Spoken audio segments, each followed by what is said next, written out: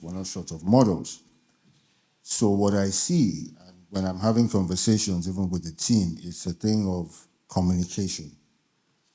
How much communication are we having with these communities? How are they being sensitized? Communications isn't just about the adverts and all of that. How are we helping these developers to communicate properly to these communities? For the RESCOs, how are we harnessing the strengths that we've built from the NEP program? How are we assuring that we're selling this product the right way? For the financiers, how are we building products that can help this entire ecosystem have a life of its own without that much focus on the grant? The best of products or services in the world are sold based off of human desire, the need to improve the human condition. And I feel if we look at our businesses from that point of view, what we do is provide power. And what does that power do? It improves that human condition, right? And you are creating, so no community essentially, right, is off the table. No community is not commercially viable because you have human beings there who are potential markets in themselves. We can create that need for what they can do with power. And that's another angle to productive use. So how deep are we thinking about this market? Grants shouldn't be the priority. I know we're all here, most of us looking to see the grant structure and what amount that grant is going to be. But how do we unlock the stranded capital? The first program has built a lot of market confidence. How do we take that further? How do we look into programs like the DRIFT that's coming up, that Chinua will speak to later, to ensure that there's more involvement of the commercial banks, of the financiers in this space? And from our signing ceremony yesterday, it just goes to show that the conversation is also changing from what type of project we're doing, whether it's interconnected, whether it's SHS. It's all about what's the capacity of power that you are committing to deploy. Is it 50? Is it 100? Is it 150? And then what's the composition of that 150 within your particular RESCO? How are RESCOs harnessing their strengths? I had a conversation yesterday with a chap who said that, we've cracked the issue of the South-South. Because for those who know about the South-South, you need a particular skill to be able to implement projects in that region. So are we seeing regional RESCOs that know how to deal and harness on their strengths in these regions? Those are the questions that we really need to ask. And what happens is then that the grant complements at the end of the day. With that being said, I will take you through these few slides. That first part of the conversation was to try to brainwash the entire room. Shift your attention from, right? Shift your attention from the grant. So we'll go into the presentation. Next slide. So this presentation essentially focuses on what has been achieved in the NEP and what the DARES has to offer and the specific areas of focus moving forward. I think we'll go into deeper dives later on this afternoon. Next slide. So as it affects mini-grids, we've been able to achieve about 153 mini-grids, which relates to about over 290,000 people affected or benefiting from those programs. It's also led to about over 58,000 connections specifically. And I know these numbers are counting because we still have other developers who are developing as we speak, who are connecting as we speak. And we look to see how these numbers continue to improve as we move along. Next slide, please. So what are the main lessons learned from the first program? I think the first we have the scale of deployment, which I just spoke on. Not looking at it as one community or two communities, rather looking at it from the capacity deployed. Harnessing more of this interconnected mini-grids as well, linking that to the connectivity model. The disbursement in local currency, I think that issue had been put to bed with the fact that we're able to disperse in dollars to mitigate that currency risk. Data sharing and integrity. Over the past few days, we've spoken so much about data. How are we ensuring that verified data, forms the basis of projects that we deploy? What are we using this data for? What are the value adds that we get from the data that we put together? Access to finance. I spoke about finance earlier on, and this point can be overemphasized. How is the commercial world thinking about various products that they can come up with to help to get this West Coast to utility scale? Productive use of energy is another point. Changing it from the productive use of equipment to just looking at it for the entire value chain as productive use of energy. I know we've spoken about this extensively yesterday, so I wouldn't want to stay on that. Next point, next slide, please. So in the DARES, the composition of all the components, particularly because this is the mini-grid session, the first one we have there is obviously the mini-grid for economic development, productive uses, which is closely linked to that, and then urban access through rooftop solar. These are just the broad components that we have, that pipeline of projects are developed under. Next slide, please. So what's the projected impact of the DARES program? We can see the multiples that we are heading towards. We can see the scale that we're willing to achieve. And of all the targets here, I think the most striking number is from 11 megawatts to over, I think we'd update that to over 300 megawatts. We just signed an agreement yesterday of a company committing to 250 megawatts. So if that company is able to achieve that, I think we're looking at multiples of that number. And then that then transcends to all the other numbers that we have at the top. Next slide, please. So what's new in the outlook of the new DARES program?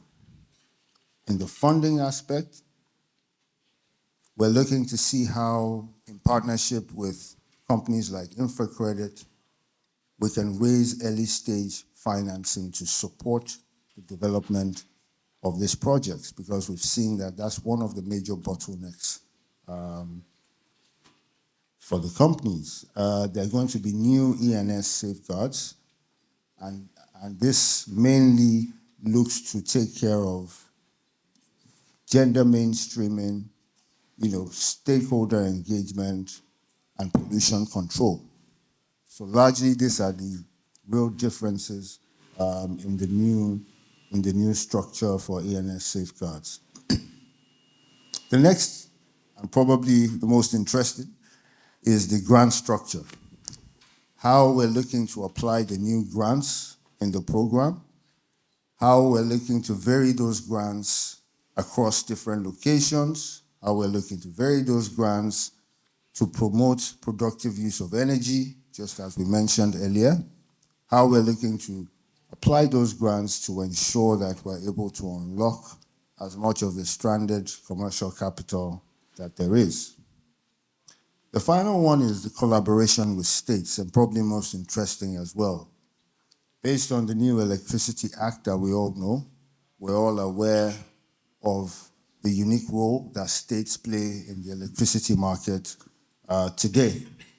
And they form a critical stakeholder in how we see the DARES program moving forward, incorporating them into the new electrification plan so that it's a bottom-up approach, and the states also own that plan.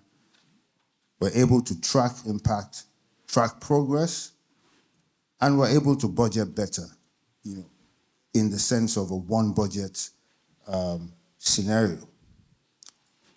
Next slide, please. This gives an overview of all the components, broad components under the DARES. The green stands for those that we want to scale up and improve.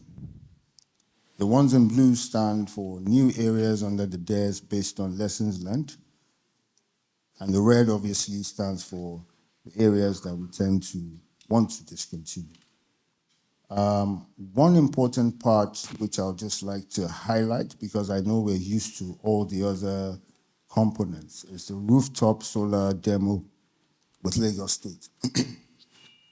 That particular component focuses on a pilot test case for energy as a service. Because in the DARES program, we're trying to bring to the fore the sustainability approach. How can these projects be as sustainable as we need them to be, so that we don't have bad news, following us as we feel that we're progressing? So the energy as a service model is one that we would like to test out and see if we can replicate in other areas, in other public institutions as we go along. I think one of the major aspects also is the interconnected mini-grids. From this interconnected mini-grids, we feel that we can really drive the scale that we are talking about, going from the feeder level, probably local government by local government. And hopefully, if we get to that stage with RESCOs, one RESCO could come up and take a whole state, if that works with their strength. I can see someone looking at me, one of those crazy people looking at me already, that I know will try that. Next slide. So we have an overview of our partners, funders, technical partners, development partners, and financiers. We want this slide to grow, as we move along, especially the financing partners, especially, the commercial banks. We're just having a conversation before this session started, and the conversation is around, the footprint of commercial banks in this space. We want to have programs where, in the front rows, we're seeing the MDs of the major banks in the country interested in what's going on, at this kind of programs. And we hope to get there soon. Next slide. So in terms of next steps, as we all know, the NEP is sunsetting, and we hope that's going to be done in July. The symbolic launch would be between June and July, depending on availability of His Excellency the President. And we'll look to see how we operationalize the DARES program and kick off from August and beyond. And we hope that as we continue these deliberations, as we continue to talk, as we continue to speak to developers, we're able to come up with the right pipelines, the right projects, the right models that can help us to get to the scale that we truly desire. As we go along, we want to ensure that no one is left behind in our journey. Thank you very much. Thank you very much, HBMU.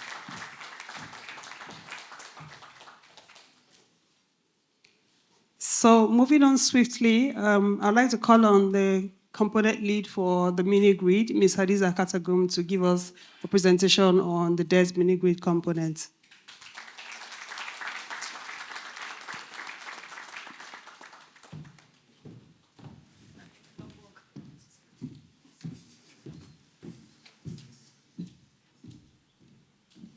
Good morning, everyone. I'll take us through the technical aspects and grant structure of the mini-grid components, which I know everybody's really excited to hear about. Sorry, So next slide, please. So I'll start with an overview of the mini-grid components as it's going to be implemented under the DARES.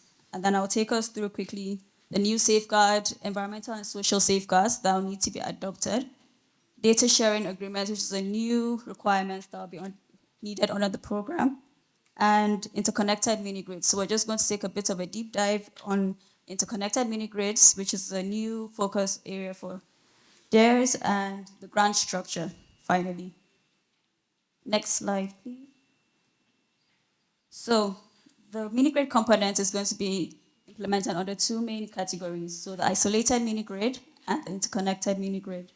So starting with the targets, under the isolated mini-grids, we're targeting 1,100 mini-grids. And for the interconnected, we're targeting 125 mini-grids. Two funding windows will be retained, as the HPMU mentioned, so the performance-based grant and the minimum subsidy tender for both categories. So with the isolated, we're going to focus more, so starting with the performance-based grants, but a provision will be made down the line for the minimum subsidy tender. While for the interconnected mini-grids, the focus area will start with the minimum subsidy tender with the provision down the line for the performance-based grant. For the geographic scope, the isolated will be targeting mostly rural areas and areas not served under the PBG, while for the interconnected is peri-urban to urban areas that will be targeted. Site selection. So the PBG, like the NEP REA, will remain developer-led and REA aggregated for the MST. The subsidy type. So for the isolated, we're retaining the per connection as we're still trying to create access in this particular category. But for the interconnected, it's going to be changed to a percentage of the capex as we're trying to improve reliability in this aspect. For the subsidy determination, as the HPMU mentioned now, previously on the NEP, we had a fixed grant amount for the PBG, but now it will be differentiated under the PBG. As for the MST, it's going to be a reverse auction, the same to determine the subsidy. So for the isolated, as per connection, and for the interconnected, as a percentage of the capex. The proposed milestones we're working with for now is still a work in progress, but it's two main milestones. So we have the first milestone, which, like the NEP, would be upon commissioning of the mini-grid. And for the second milestone now, we're targeting a new particular KPI, which is the utilization rate of the mini-grids. So this is to ensure, because we're trying to now push and scale up and make sure all our programs remain, projects remain sustainable. So we're putting a year to measure that particular aspect of the milestone. And the project size, so for mini-grids isolated, we're still retaining a megawatt below.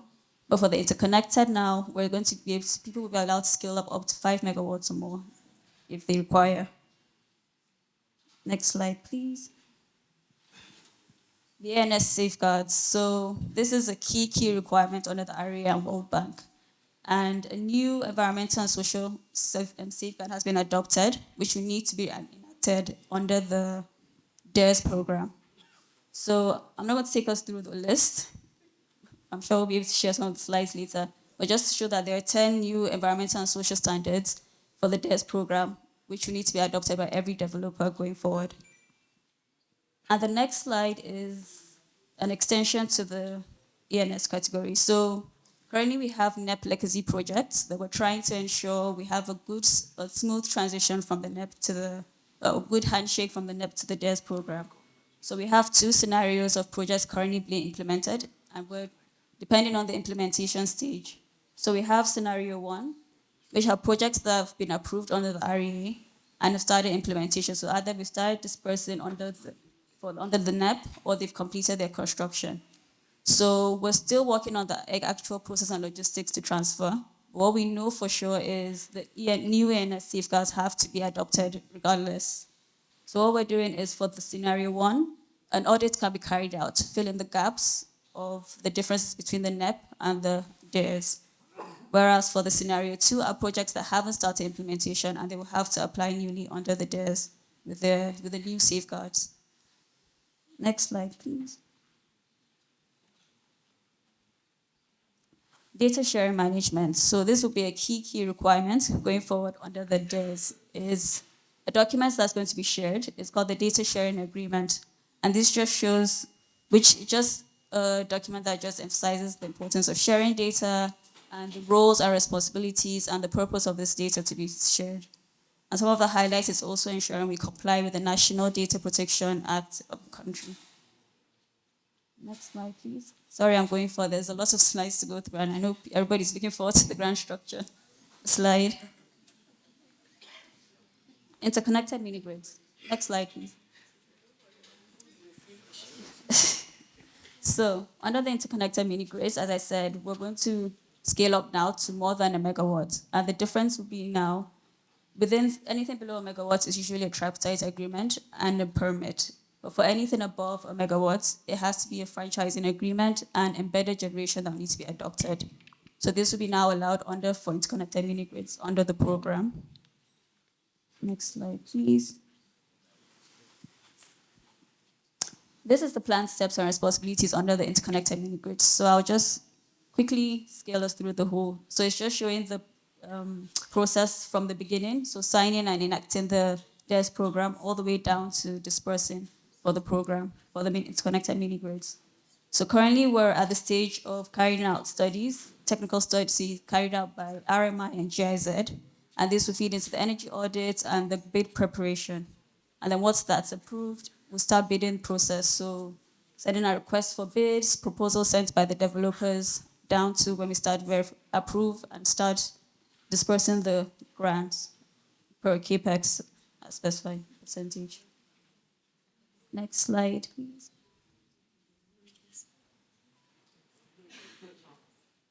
So this is a snapshot of, I know everybody's always worried about disco participation, but we're proud to announce that we've had overwhelming interest from the discos with over 600 sites till date from 10 out of 11 discos, and this is in counting. So currently studies are carried out across these sites, I think.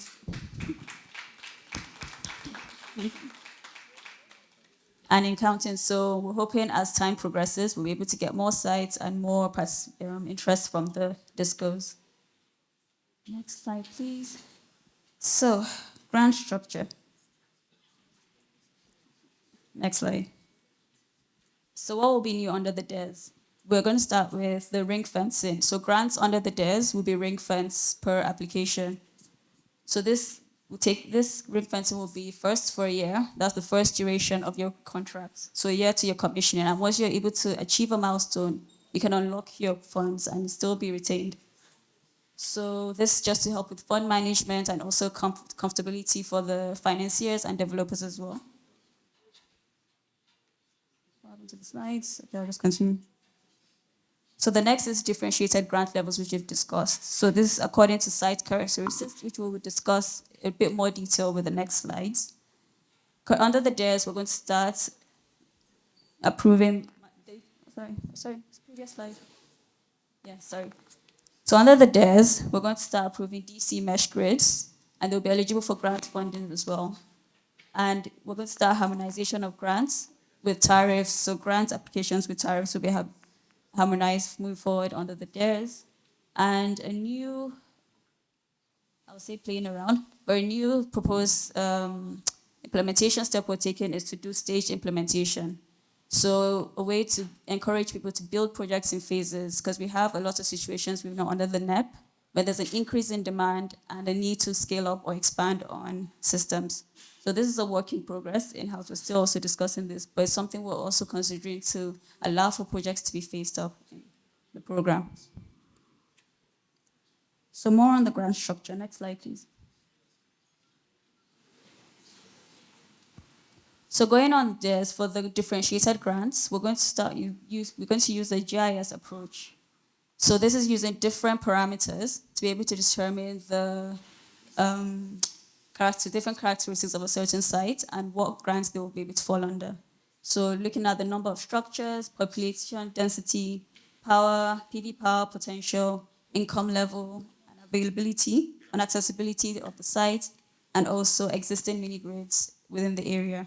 So all this would play into the final grant amounts within that particular site. Next slide, please. So what this would, in essence, show is places with lower number of structures, lower income, lower density, tend to require higher grant amounts. And then areas with high densities, high income levels, and solar irradiation will tend to require a lower grant amount. I know I use the word low. We're not talking about grant amount now, so please nobody should panic at this stage. Next slide, please. So the GIS platform with various data sets, including input from NEP and a few other sources, will be used to determine the specific parameters. And a standardized scoring mechanism will be used to categorize each site for the grant amount. And a cost for service model is going to be developed to determine the grants indicative of the tariffs of the areas. And this model will be taken from the cost and demands of each mini-grid site, and also validate standardized formula, a standardized formula will be used basically to determine all this going forward. Next slide, please. So this just gives a snap or a picture of what we're trying to do going forward with the differentiated. So a complete analysis is done of the country, so of all the parameters we listed. And for each location, there will be a grant amount assigned depending on the scoring or the scoring of the particular site. So developers will be able to access this map to make a decision for the grant and know upfront what the grant amount may be.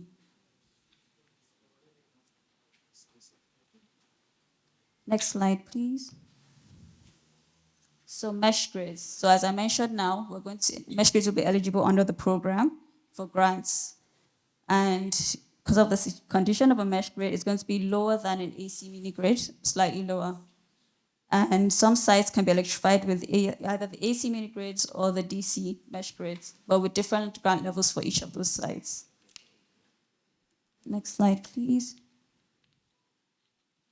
And also under the program, we're going to be allowed to combine, a company registered under mini grid window will also be able to apply under grants for the SHS window, but you can only claim grants for one connection for the site going forward. And further details will be provided once we're still in the process of designing and carrying out analysis, but more details will be presented once it's ready to be presented. And that's it now for the mini grid. Thank you so much. Thank you so much, Hadiza. Beautiful presentation there. So we have looked at the overview of the DARES, and we have looked at the mini-grid components. So now we'll just start talking about what ties it all together, which is financing. And for that, I'll call on Mr. Chinua to make his presentations. Thank you.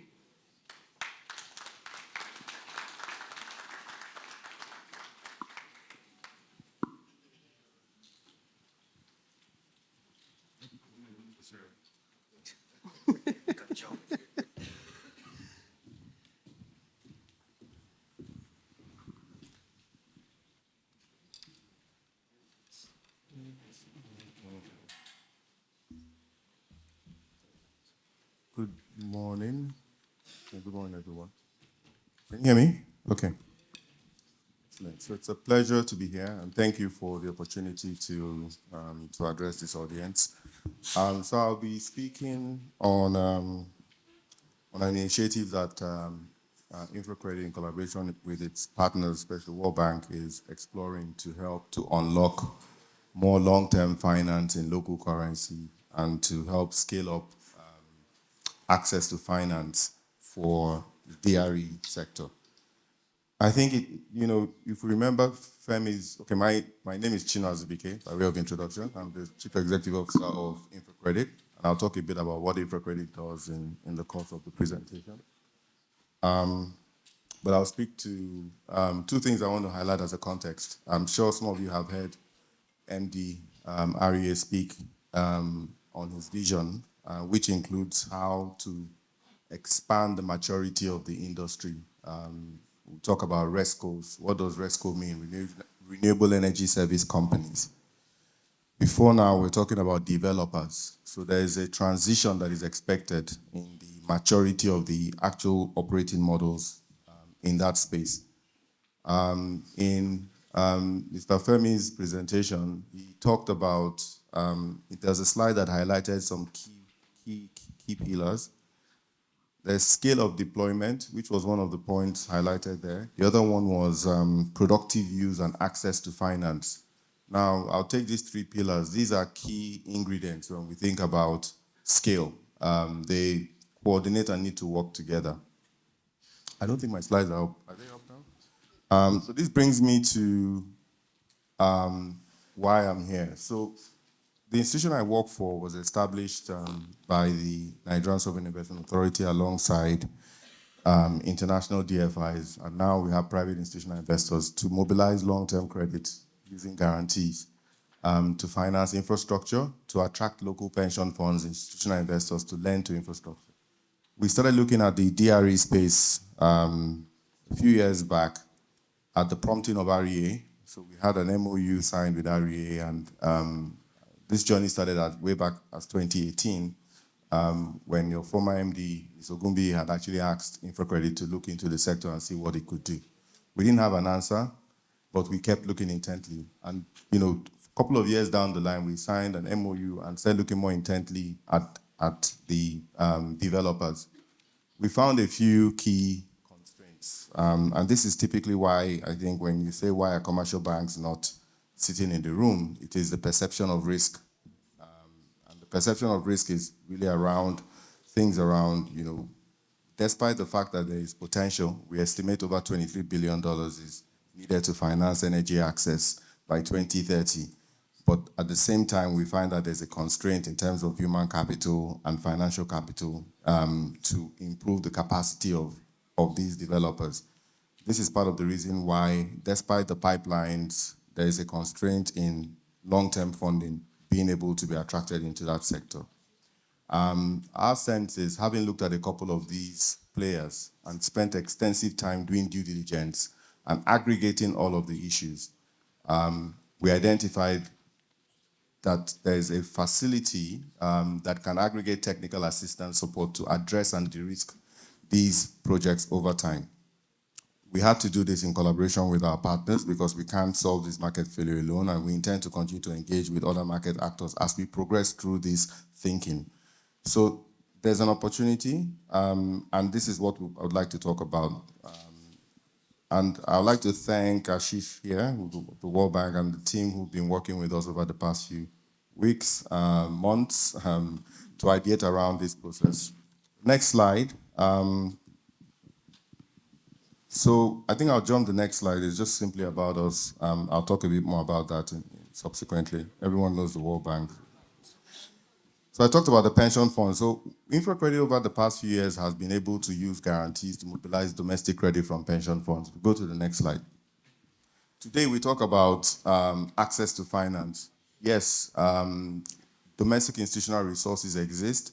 Our pension fund investors are very conservative, but they do invest in non-sovereign instruments. They invest in corporate credit. We have been able to provide credit guarantees to enable companies to raise long-term finance as long as 20 years from local pension funds. Pension funds can invest up to 6.9 trillion in corporate credit, but they come with terms and conditions. And the theory here is, how do we unlock blended finance? What is blended finance? It's really bringing commercial funding and what looks like grant funding together to de-risk projects, reduce the cost of capital, and drive sustained growth. And technically speaking, blended finance is happening, but it's not in an organized and institutional way. And we believe that being able to organize, the market in a way that can drive more capital allocation will benefit all of the players here. The next slide, very quickly, I talked about what InfraCredit has been able to achieve. Over 213 billion naira of financing have been mobilized in long-term finance. We've crowded in about 19 local institutional investors to lend to infrastructure projects, from energy access to telecoms to healthcare, across the spectrum. So the theory that pensions can invest in infrastructure is proven in Nigeria. They can invest 15 years, 10 years, 20 years, and 7 years in debt if the debt is, meets the criteria. Typically, we provide these guarantees, and it is rated AAA because we have a rating that is the same as the sovereign.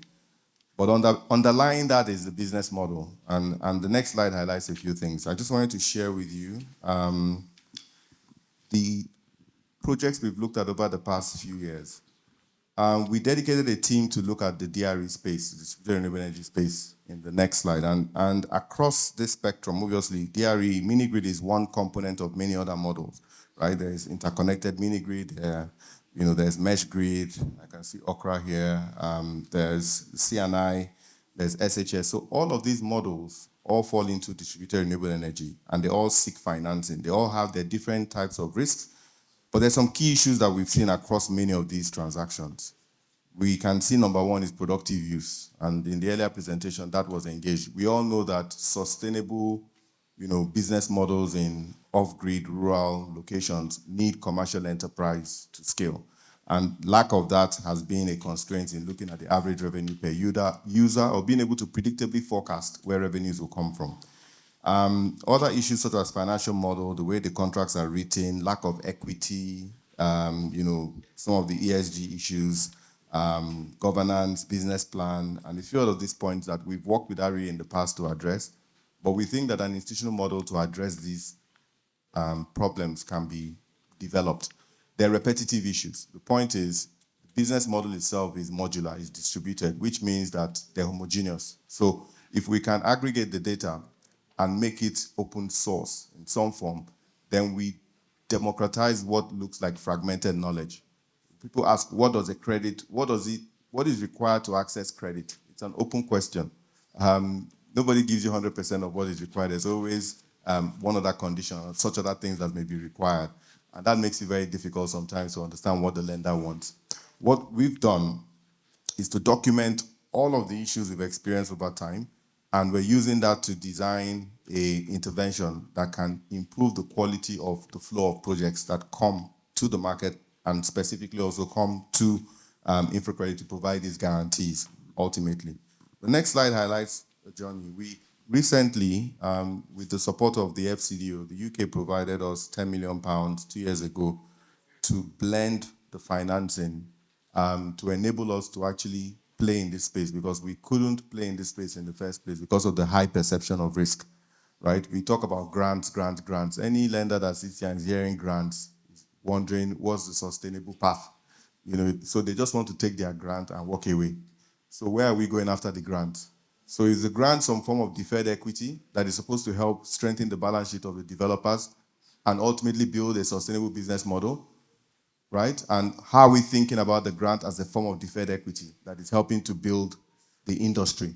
Because at the very end of the day, the opportunity that this deficit gives us is that we ultimately scale the local capacity of Nigerian institutions to become African champions, right? So ultimately, you have the likes of ACOB and other players here solve the market failure here. You're solving an African problem because it's the same solution you can deploy across the continent. So we started supporting a couple. You see some names here that have been announced in the past. But also, some of the information I've highlighted are the experiences we've had in doing due diligence on these projects and collecting the data of the issues that kept repeating in most of these projects, right? It's not as if the developers don't want to meet your requirements, right? They will tell you that, what do you want? We will try and get it done. But sometimes it's a resource problem. It could be just the way their business is organized. They may be lacking a lawyer, they may be lacking an ESG, they may be lacking the right feasibility report. So the transparency in providing that information is the work we're doing. And we hope that by providing that in a structured manner, we can address, the objectives of REA and DARES in helping to scale from the lessons learned. Because the whole idea of NEP was to learn lessons. If we repeat unlearned lessons, then we've failed. So they call it tuition fees. So we paid school fees with NEP, but we now have to promote ourselves with DARES. And so DARES has to be that path to self-reliance. That's the way we look at the evolution of the industry. And I believe that this aligns with the vision of the management and MD. I'll just run slide to the next slide very quickly. So this is just a reflection of what we've seen. We have a criteria. You could see broad criteria for what we typically look for. Infracredit is a gateway to long-term finance. Our guarantees enable institutional investors to lend, right? We can also guarantee banks. We can guarantee Bank of Industry. So the Infracredit is in itself is a catalyst. And our own interest ultimately is not to be needed in the future. What that means is that when we guarantee a company today, we give you the conditions not to need a guarantee in the future. If you meet those, we call them performance-linked indicators. If you meet those performance-linked indicators, your actual rating goes up. And this has happened. There's a case study. There's a company called North South Power, the Shiroro Hydro project. We supported North South Power in 2019. They issued a 15-year green bond. Google it. In 2020, they met all the performance indicators we gave them. They went back to the same pension funds. They issued a 10-year bond. We did not guarantee. The pension funds were happy to invest without the guarantee. So it means that it is indeed possible if we follow a rule book, and it's a rule book we're trying to make available. So despite the fact that there is a large enough pipeline, which we always talk about the pipeline, there's an opportunity. Let's go to the next slide. Despite that opportunity, this slide shows you something we've experienced, the conversion rate. So you hear people complain that they sit in the bank for months. They're not sure when they get out because there's so many information requests. So what we experienced was that the conversion rate is around 8%. What that means is that, even if 30 people come or you're trying to raise a total of 100 billion, only 8% of that ultimately gets to financial close. And it also takes up to 200 days. This is the time it takes going back and forth in due diligence. You can't scale an industry that way. If we assume that the same trajectory will continue, despite all of the effort we make here, and if every other institution is struggling with something similar, then we're not going to have an accelerated, long-term finance. And we know how local currencies in long-term finance is so important to the industry. And so the next slide highlights some of the root causes. And these are things we've talked about, right? So developers need to be capitalized. They need more capital, especially our local developers need to raise more equity. They need some additional capitalization to scale them up. I mean, Alex will talk about his ambition to deploy over 100 mini grids. Where is the equity? We need to ensure that you can raise additional capital to scale. And he obviously and other members here are very determined to have an impact in the ecosystem. But we need to ensure that the right type of resources can be catalyzed to support them. And so, these are some of the key things that we've seen from ensuring those projects are well designed to be bankable. And they've done a good job, to be honest. Like most of these developers are doing active work. We just need to bridge the gap, what I consider as an asymmetry of information between what the lender wants and what they're doing. And once we make that transparent enough for these developers, it makes it more predictable to raise capital, and they can improve their capacity to deploy at scale. And this is the work we hope to achieve through the DRIF. The next slide is just sort of highlighting what I've talked about already, which is the fact that, again, there is this demand-supply problem. It's not entirely a lack of capital problem, right? Because we have money sitting in bank accounts, deposits, we have pension funds investing in treasuries. So there is capital. It's just addressing the confidence factor that can attract capital to come. And that's the work we believe that needs to be done alongside our partners as we look to benefiting from the ambition of what DRIF is looking to achieve. The DARES is looking to achieve. In the next slide, so I just want to run through very quickly so I don't take much of your time. Now, this is just an illustrative example of how the DRIF is expected to operate. We identified 3 pillars of support that are needed. And this is based on experience. It's really based on iterative data, looking at a whole lot of developers and business models that have requested for financing, that have spent extensive time going through due diligence, and some of which have ultimately raised money, some of which have not. And that data, we able to break it down into 3 key areas. The first is around human capital. Sometimes I ask the question, you want to succeed, how are you organized to succeed? we can wish to succeed, but if we don't organize ourselves for success, it's hallucination, right? So an organization essentially means that you need to look at your governance structure, you need to look at your operating model, the people, the JDs, and all of that matters. And looking at the business model for the sector and the org structure matters. And that is where technical assistance support needs to flow. But you're linking that to an outcome. It's not just an output. We're not doing, this is typically CTAs that work output driven. We've done a roundtable, it's done. We've had an event, we issue a report. That is success. Success is about outcomes. What is the outcome? Access to finance. So if the KPI of the technical assistance is not limited at an output, it is driven by, we want to ensure that these developers or these projects actually raise capital. Then the design of the intervention should also evolve. It shouldn't be limited to just having a roundtable or signing an agreement, right? And so that means that when we talk about improving capacity, we're also looking at the project development support. Again, we're not reinventing the wheel per se. There are quite a number of interventions happening. It's just how we organize interventions to succeed, right? And so when we think about project development, we look at project development from the context of those inputs that go into developing a project. And, again, I've had to spend time with many of these developers. They do a very hard work in conducting their sites, their site selection, conducting their feasibilities, doing their enumeration. They do all of that work. They sign their contracts. But when they get to the lender is asking, well, this contract, it should have been signed by 2 or 3 people. Or this feasibility or this business, this financial model. Now, we want to ensure that that information that we've built, we're able to share it through that facility to ensure that they actually receive the input that is needed in the design. So this is more of a collaboration. It's a knowledge exchange.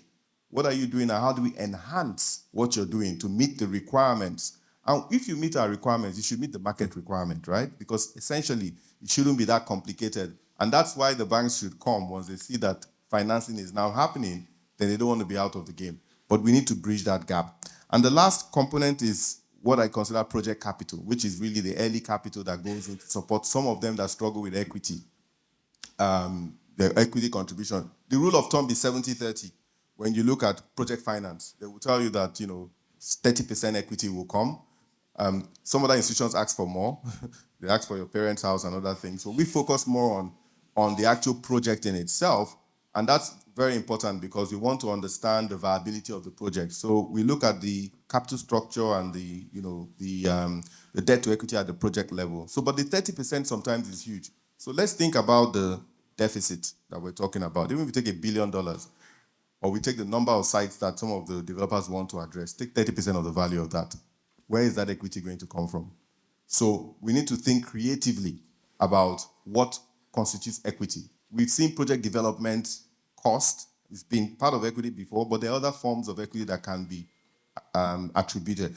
So again, these are things that we hope through this intervention we can help address so that it improves the quality of projects that ultimately come to financing. Next slide, very useful slide. I like to look at the market failure as a whole system. It's a system problem, not a component problem. And I talk about failures, market failures, as you have to look at the ecosystem and understand the whole life cycle. Because the way a project is prepared and developed affects the way it is financed. And so you don't assume that, you don't fix the project development and construction alongside the long-term finance. So when we talk about an ambition to access finance, we need to think about it as a spectrum. And the interface across each spectrum needs to talk to each other. So if the man who is providing the project finance is not talking to the man who is developing the project, how do you know what we want when we're financing? And if you build a program working just with the developer and you're giving the developer everything you think he needs, and he comes to us and says, no, that's not what we need, because the interface is missing. And so the information asymmetry problem has been part of the reason why, even if you pump 100, 200, 400 million of interventions, but it's isolated from the value chain, you won't get the results because there's asymmetry of information between the financier and the developer input. So we need to look at this as a system problem. And over time, once the asymmetry is filled, then the market becomes a bit more modular in the sense that we know what to do and we know what financing wants. But we're not there yet. The maturity curve is at its early stage, and we need to ensure that that integration happens. And so this is how we've addressed it in a way. We've raised different pools of capital with different partners to address these failures, from the blended facility with FCDO to the Sovereign Wealth Fund, who provided us a construction warehouse finance to bridge the construction gap. They know the challenge they have. Even after you get credit approval, it takes a while to raise finance before the final money comes. And in between that, we're seeing FX movements, and we've seen this several times. So the bridge is important. And we were able to use it successfully to support a couple of developers, and we've seen the value of that. But importantly, again, is the interface. So again, what we hope to achieve is to link this intervention to the system. So the information is flowing from what the project financier wants to what the developer is putting into the project. And once this continues for a while, then you have what you call, symmetry. So it's, we're not speculating about how to design a project or how to put the business model. We all know that productive use is key. So why are you designing a project without integrating productive use? If in the community there's an opportunity to connect commercial customers, why are you designing a project just on households alone? And you talk about scale. Where are you scaling to? So we know, because we've seen it in the models, and we've asked the question over and over again. And if you go to some of the projects, you find that maybe there's some motivation for not doing that. And hopefully, through the connection with our partners, we address that in the design. And hopefully that improves the quality, and ultimately it drives scale, right? So I'll run through the other side very quickly. So the next slide is really talking about what I've highlighted, the interventions in 3 components. The human capital, which is corporate development project, and then project capital. The next slide reflects what I've highlighted again, that this intervention is looking at the system, right? There is an early stage, there's financial close, there's construction, there's post-construction. Between those spectrums, different capitals are playing in that cycle, and there's a stack of capital. We need to ensure that there's symmetry of information across the cycle. The last slide is where we hope to be, right? So again, the thinking is that if indeed we do have domestic resources that can be unlocked, and we understand the terms and conditions, then we can invest our time and resources in de-risking the sector such that access to capital can come from our domestic resources. We know that sustainability, long-term sustainability, comes from mobilizing finance in your local currency, right? Ultimately. And this is the vision. This is where we hope we can achieve working with our partners. We learn from on the job, and hopefully we work in collaboration with our partners. Thank you very much, and look forward to interacting with you. Thank you very much, Mr. Abubakar, for that wonderful presentation. So we'll just throw the floor open. It's question and answer time. So all the questions you have, this is the time for us to answer your questions. So it just takes one person to start asking the questions, and then we'll just move from there.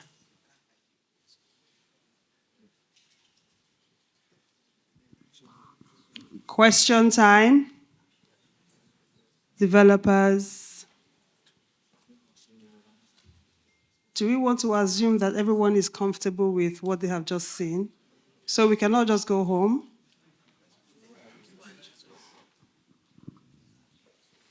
Okay, so it's my tradition. I just start passing the mic, really.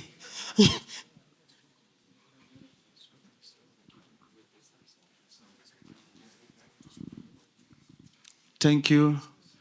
Sorry, before you ask your questions, your name and the company you represent, please. Thank you very much. Thank you, sir. Thank you. My name is Engineer Binagu. I'm the Managing Director of Ventura Logistics Service Limited. We are a Manigrid developer. I have 3 questions, but I'm trying to see how I can summarize into one. The last presenter talked about what the investor, developer, or investor project designer wants, and what the developer or wants or have, I don't know. So if it's what the developer have, I don't know with the kind of thing he's trying to design, whether we come at a meeting point, and that's what worries me. Last year, we were in the event like, ARA event in Côte d'Ivoire, And a lot of the presentation there to me are very, very academic. And if I were doing my PhD, by now I must have gotten my PhD. So we are looking at a situation whereby we look at what is on ground. I'm a developer. There are areas, the document that the investor needs, I have them. There are some I don't have. So if the intervention of the last speaker, we address this, I'll be very happy going from here. So I can say, I have this, sir, help me to make up to what the investor needs so that we can strike a deal. That is one. Two, we are looking at the issue of the timeline. I don't know the timeline for the DARES from when you sign agreement to when you get money or when you deliver and get money. So can that align with the time? But from the presentation here, I think I see something like 180 days from the presentation, from when you submit to the investor, to all the process, to striking a deal. Will that align with the timeline we have when we sign agreements under DARES to unlock the grant? Then finally, this development we're talking about, it need to be sustainable. We see a situation whereby we can scale for what we already have with the present mini grid. But looking beyond that, the example, I said that in our event just a few hours ago. The lesson we learned from water supply problem in Nigeria, if we refer to it, it worries us. If we do small projects in the solar mini grid, a time will come when it becomes challenging because the small villages today will evolve to small town tomorrow or big town tomorrow. So can't we consider utility scale to address this issue once and for all? Utility scale project. We do 50 megawatt, 100 megawatt in some part of a state. We settle that part, we go on to the next part. So is this something we can consider under our NEP program? Thank you. Thank you very much. So just for ease of question asking, maybe when you look at the faces of those who would answer the questions, you'll be encouraged to ask more questions. So please, can I call on Mr. Azubike to please just come off the stage? And HPM, you please. Mr. Ash. Thank you very much.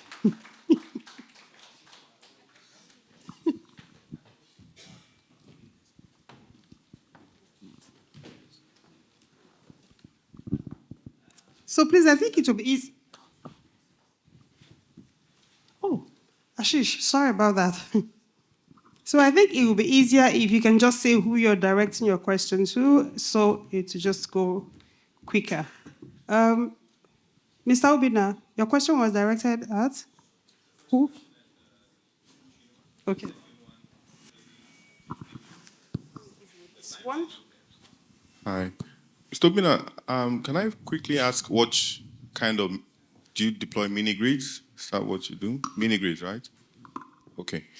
So the expectation is that, I don't know if you've contacted any of our team members, but from early engagement at the preliminary assessment phase, there's information available to you that lists what we want, right?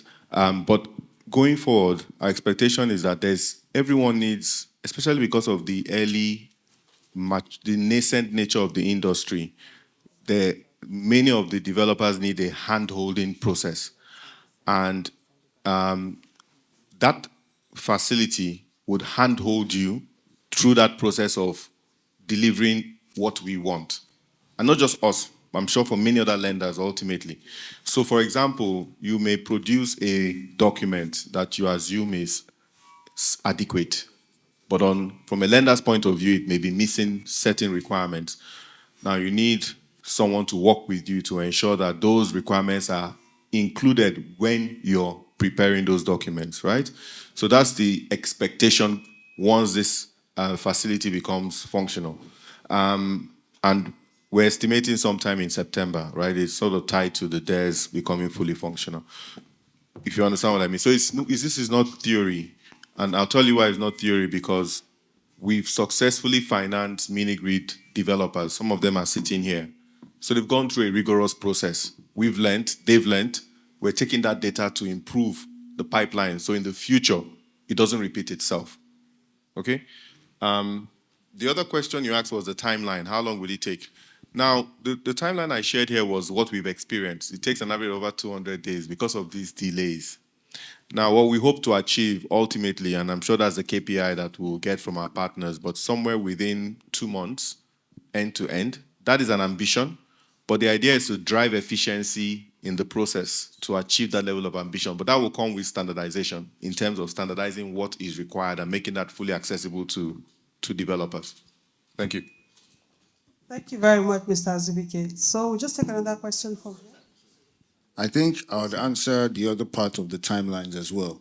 You mentioned from grant signing to when you can access the grant. I think what we're trying to achieve here is to say that from grant signing, you have a year to deploy.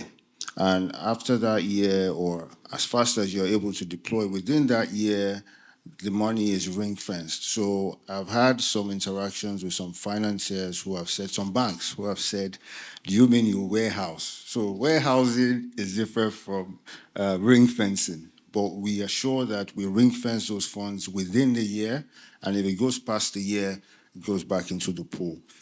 You also mentioned about utility scale. Is music to our ears, sir. That's the level that we want to get to, and that's why we were mentioning, and the MD had signed an MOU yesterday of 250 megawatts of a company committing to that. If we can have more companies committing, but not just committing, we need to see the boots on the ground. We need to see action, and this is what would drive. I've also heard a lot of sentiments around, the tariffs and all of that. What would really give us a lot of bandwidth to go to do the politicking that would give the MD the drive to do all the lobbying and everything is if they can see that drive from the private sector, and there's no notion that, oh, these people just want more money in their pockets. If that's the perception that is there, then there's no gas in the engine for MD to leave his office, essentially. So yeah, that covers that. Thank you. Thank you very much, HPMA, for that addition. Please? Here. Go ahead. Okay. Hi, everyone. My name is Daniel Komalafe. I'm the founder and CEO of First Electric. We're a developer focusing on using mesh grid for energy access. So we've had situations in the past where we do a desktop review for project development, and then we physically go to the site, and then we find situations where there are several developers that probably signed some MOUs with the community and didn't do anything for 6 months. And then we spend a lot of wasted effort in basically figuring out what developer has this site, what developer doesn't have that site. This question is probably to REA than anyone else in the room. Is there any way where everyone can see what developers are targeting certain sites to reduce the inefficiency and wastage of the process of project development? Thank you.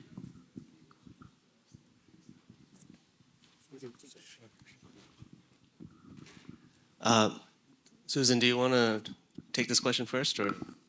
No, I think she just go ahead. Thank you. I think it's a very good point you raise. I think there's uncertainty about the status of development at each community and duplication of effort, as you described. I mean, one way to avoid that is to have a transparent process or mechanism by which everyone knows the status of each community, right? And we've discussed this before with the developer community before. I mean, NERC issues these exclusivity agreements, right? And I think that's for a specific duration. And I think what REA is doing now is developing a platform, a geospatial platform, where, I mean, you saw that in one of the earlier presentations where all these sites are listed. I mean, one proposal would be if developers agree to share information on what they're doing in exchange for access to information about where other developers are, right? That can all happen on that platform, right? So you can indicate, I'm at this site, I have an exclusivity agreement for 12 months, I'm preparing a project there. If everybody else does that, then right? You don't have to go to the same community that somebody else is already present in. So I think that's something we can work together on. and we would like the support of the industry of that. Thanks. Thank you very much, Ashish, for that. Moving on, okay. Hello, good afternoon. My name is Wisdom Chap Jumbo. I work for NSS Foundation. And I mean, while you were giving your presentation, Mr. Azubike, you mentioned open source. And I felt like you said that in passing, in a way. But I wanted to ask, my question is, in all of this, as we talk about the DARES, what role do you see open source really playing as we try to achieve this? Which context? Is this a context relating to access to finance, credit, within the context of my presentation, right? Yeah, so like I said, I think ultimately the objective is once it's tested, iterated, because it has to be a phase one where there is a proof of the model, right? Transactions go through the cycle and it's proven that it actually does happen as effectively as contemplated. The next cycle is where this is now made fully available, so that borrowers and developers can understand what is required, right? Yeah, and I'll even add that we've currently started talking to one of the rating agencies to share our credit rating model so that they can actually use that to design a methodology that can actually have renewable energy companies rated, right? Because ultimately, just think ahead about where we want the industry to get to. You need to integrate things like credit ratings and you build that discipline into your model such that over time, you have the credit worthiness by way of a rating. So it's a process, but I think we're very clear because we're not necessarily imagining things. We're working from a position of what has happened in Nigeria, and then we're looking at a nascent sector that you can build from scratch using the same principles. So we feel fairly confident that with the support from the industry and the stakeholders, that definitely we could hopefully provide sufficient information that can begin to de-risk access to credit. Okay, thank you very much. So we'll just take the next question from the gentleman on the right here, and then we'll move to the gentleman on the right still, and then the middle. Thank you very much. All right, thank you. Hi, Mr. Zubike. My name is Olaiton. I manage learning delivery for Greenlight Planet across West and Central Africa. I pay keen attention to your presentations because as a learning delivery person, I look forward to opportunities, how we can do things better. Two things that I picked: organization, one, then the correlation between expectations from the financier and what the developers are doing. And at the top of my mind, I'm thinking, considering the role that InfraCredit, that's the organization, right, is currently playing and also desire to play further to make things really work for both parties in terms of governance, in terms of meeting timelines, and in terms of quality output. Considering your experience, right, and of course, engagement with some of these developers over time, are there opportunities to build sort of what I call a playbook, right? For instance, if you categorize these developers into different capacities that you have worked with in the past, and with the due diligence, expectations were met, you already have an idea of what is required at each levels. Can there be an opportunity to build a playbook which becomes more like, an autopilot? If someone is coming for this category, they already know what is expected. They don't have to struggle. They don't have to beg people to even access the information. That, I think, it's something that would improve engagement going forward, because you also emphasize on engagement.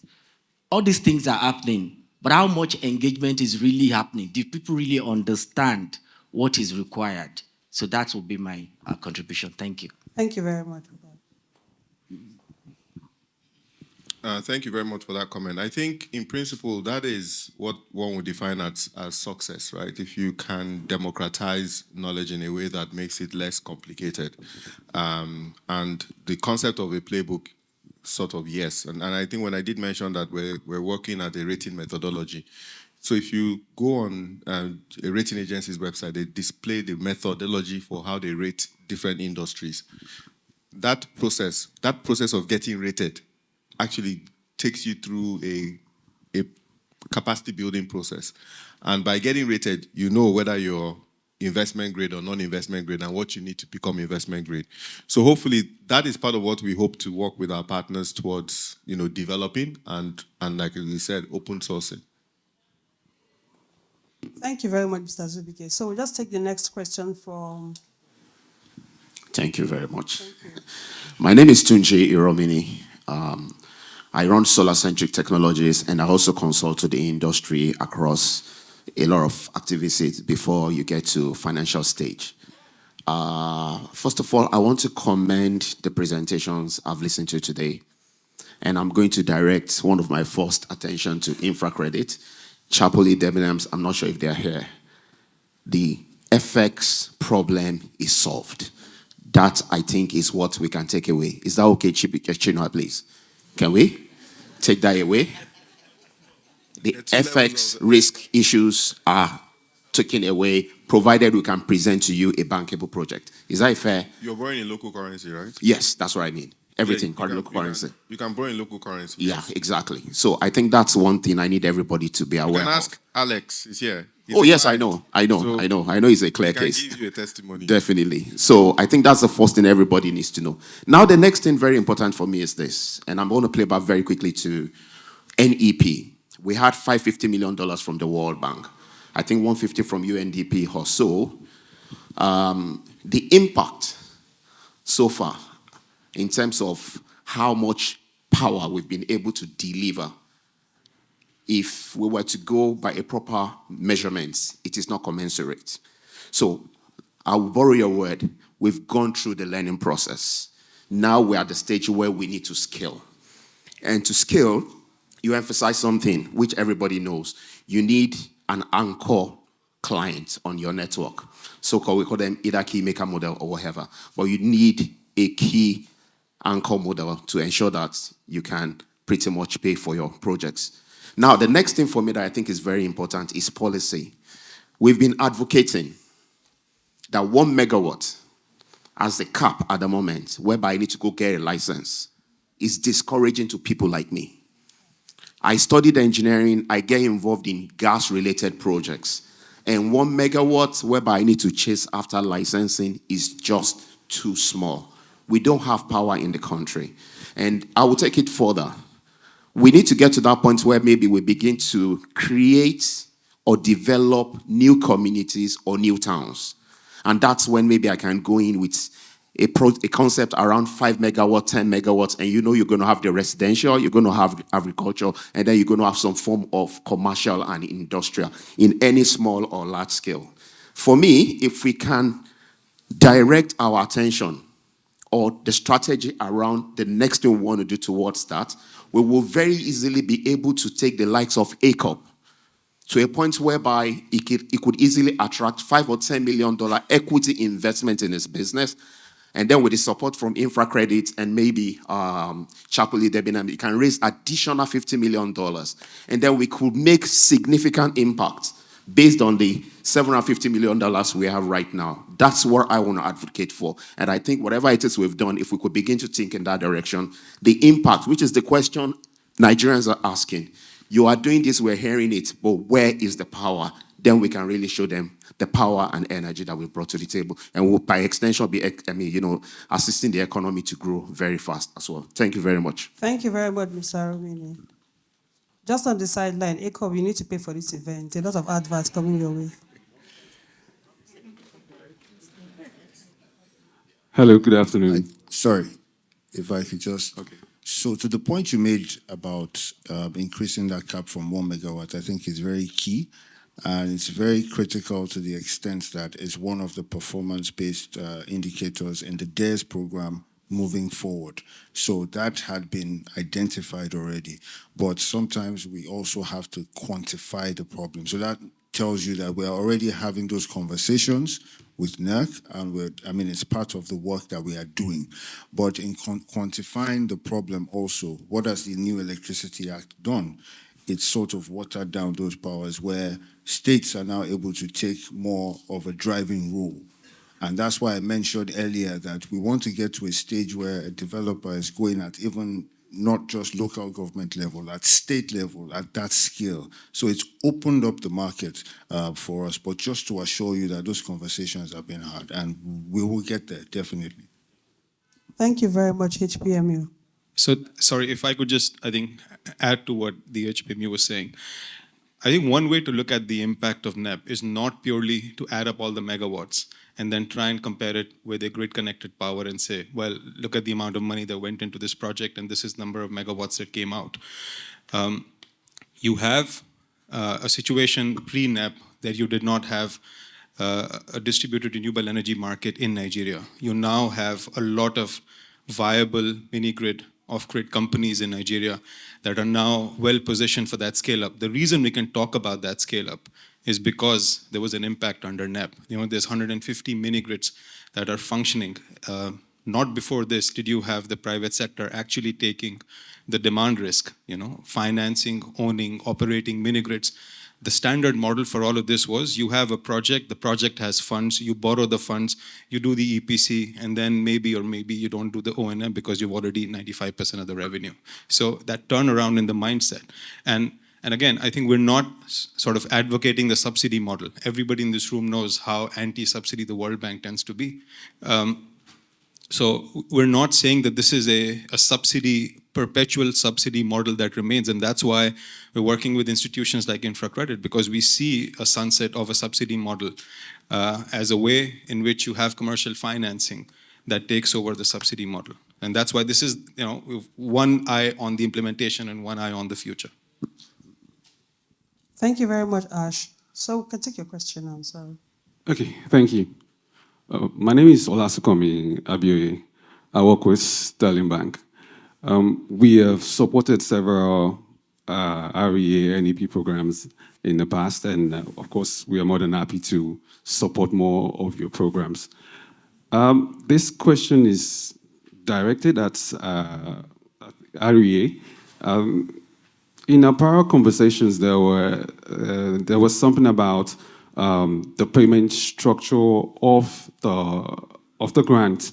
On the NEP, initially it was, on the PPT, it was more like 40, 40, and then 20. But then we had conversations and we heard something about, oh, you're going to be paying 80% and then pay the last 20. So I know there was, you were still thinking about it. So it would be good to have an idea on where you have landed on that. Thank you.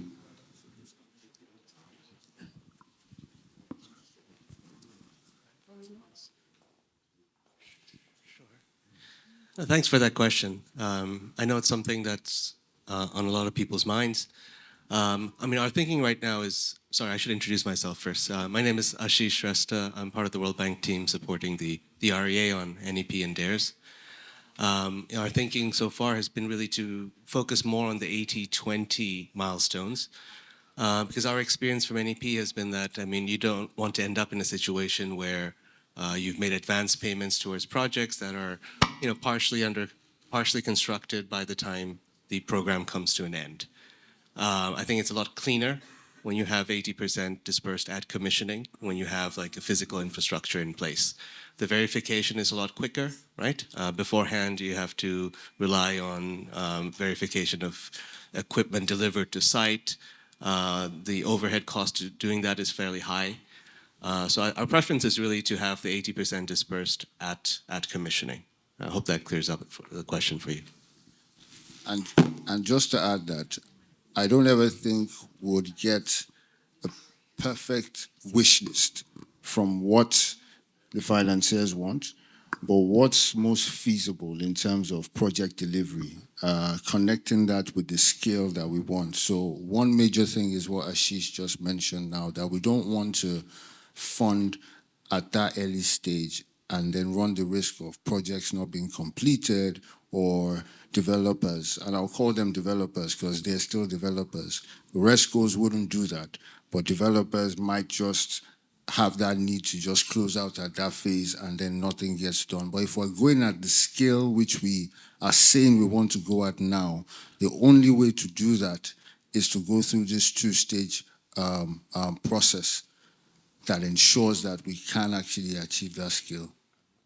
So it's not to essentially cause so much of an issue on the finance side, is to actually encourage those rescos with a proper corporate governance that can work with Chinua and the rest of the team to ensure that they're able to access early stage project development financing and are able to, achieve these milestones in good time, if that makes sense. I'll add just one line. I think the context of NEP is the original NEP design also focused on two milestones, one at commissioning and one post-commissioning. The reason the milestones were changed was because of a liquidity crisis that happened because of COVID. So we've gone back to the original design in this case. The design remains flexible. There's not a fixture on 80-20, whether it's 90-10, whether it's 70-30. I mean, that's still a matter of internal discussion and then stakeholder consultations. Thank you very much for that answer. Go on with your question, please. Thank you.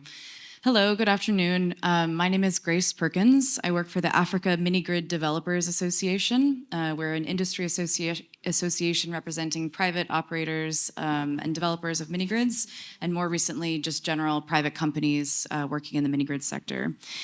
I have two questions, which I'm also going to smush together. It's clear from this session that there's still lots of questions, lots to discuss. We're really thankful to the REA, to InfraCredit, and to the World Bank for putting together the DARES program. I can't imagine how many long nights and weekends that's been to get to where we are today. If I think about where we are from May 23rd until this symbolic launch in June, July, and formal launch in August, it seems like there's still a lot of questions to be asked and things to be figured out. And so I was wondering if there's a plan to have a stakeholder consultation process between now and then, and if so, when would that be, so that the mini-grid developers can put that on their calendars now to plan. I think another thing I would add to the lessons learned slide was that part of the success of NEP, in our experience at least, was when people were formally consulted, when there was enough time to think through considerations and decisions.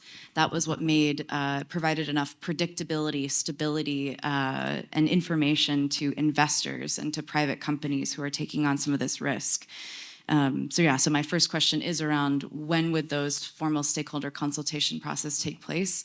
And secondly, specifically, I know one of the big changes between NEP and DARES would be this use of capacity utilization factor as part of the milestones. And I know a question a lot of our developers have is, can you tell us a little bit more about how that decision was made and how it will be benchmarked? Thank you. Who is taking that, please? So the whole process is, the short answer to your first question is yes, there will be more formal consultations. This formal consultation was to provide the methodology behind the grant structures and the milestones. And we deliberately, because we also not reached an internal consensus, we don't want to start having a conversation around grant values, because then the methodology goes out of the window. It all becomes about the grant value itself. What we've also found out is that informal one-on-one and other sort of platforms are also equally important for many of these discussions, even though we'll hold formal discussions. A lot of developers hold out on asking many of the questions they have in their mind, not for these sessions, but more for the one-on-one. So most of the team that's on REA and the World Bank side is based in Abuja. So I think many of us reach out. I'll encourage AMDA. I've met your president or CEO multiple times. So there's no sort of, don't treat them as milestones. And information sharing happens on May 23rd, and then the next one will happen at the next date. I think this is a fluid space where we constantly share information. On the capacity utilization, if you look at the original NEP design, there was an inherent business plan that was reviewed by REA. One of the elements of that business plan was if you don't, mention the number of productive uses you have. The overarching theme of NEP was if you build it, will they come, right? It was a pilot to see whether private companies were interested, developers and financiers were interested. And now you reach a stage where we're definitely not trying to be interventionist, but we do want to see more responsible developers sort of scale up. And there is no doubt that you cannot have a site, like Shirin was mentioning, that's purely based on households that would reach a certain number of capacity utilization. That would remain sustainable unless tariffs go up or you sell those sites.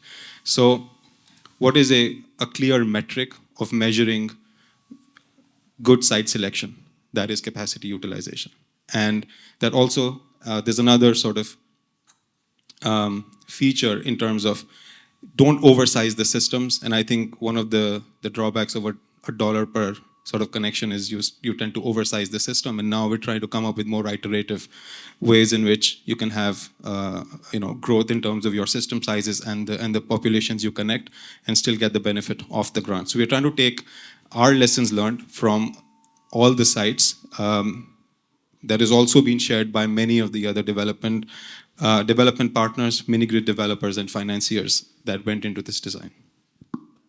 Thank you very much, Ash. So the gentleman to the left, can you just ask a question? Susan, can I quickly add to that, if you don't mind? Sorry about that. Grace, first of all, thanks for your kind words. And on the capacity utilization requirement, I mean, if you look at the title of the component, it's mini-grids for economic development, right? So it's always been an intention that mini-grids should stimulate productive use of electricity. As Arsh was talking about, I mean, it was sort of in practice more implied during NEP, and it was more discretionary in terms of the evaluation of projects. I mean, what we're doing now is really trying to formalize it a bit more with some quantitative benchmarks.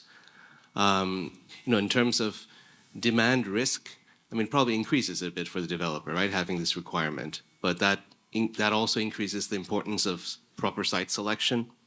Your demand growth for residential customers is probably going to ramp up over time. But so this effectively is asking developers to find sites where there are existing productive loads that can assume quite a bit of the energy very quickly, right? And that's sort of a recipe, I guess, in a way, for a sustainable site. And as Shinwa mentioned as well, I mean, if we already know that these are the types of sites we should be targeting, why not focus on them, right? So that's sort of the intent. Thanks. Thank you very much. Yeah. So the gentleman over there, and then the middle, and then we go to the back. Thank you so much. Thank you. Hi, good afternoon, everyone. My name is Kanayo Amagwai. I work with Okra Solar. So my question basically is around three things: collaboration, impact, and of course, commercial viability of some of these things. And I would try and, make it as simple as possible. So you have situations where, and again, I've seen some of these technologies, the mini grid, the mesh grid, solar home systems. I've seen how they interact across commercial metrics, and also in terms how they interact in terms of impact, what they can do and what they can do. So my question is around possible collaborations in the event where someone deploys like a mini grid technology, and then there are outliers in the community where it may not be commercially viable for them to extend distribution networks. Is it possible that the mesh grid or any other kind of technology, I see that you mentioned the SHS, but is it possible that the mesh grid can be used as an extension to, map out those areas where it is not possible, maybe commercially viable to extend, because you look at your cost of deployment and then it doesn't just make sense for you to do at that point for that. And then secondly, also, if you're talking about concerns that I think Daniel shared earlier, where you have someone they've deployed and maybe they're not interested in extending their technology, extending other technology to cover these outliers, is there a framework or is there a possible framework that would allow for collaboration between other developers that are trying to maybe like apply a particular technology in a community where there's already an existing technology, but there are outliers that are not, connected yet? So what would an ideal framework look like for that kind of scenario, basically? Thank you. Thank you very much. Your question is directed at who? REA. Okay.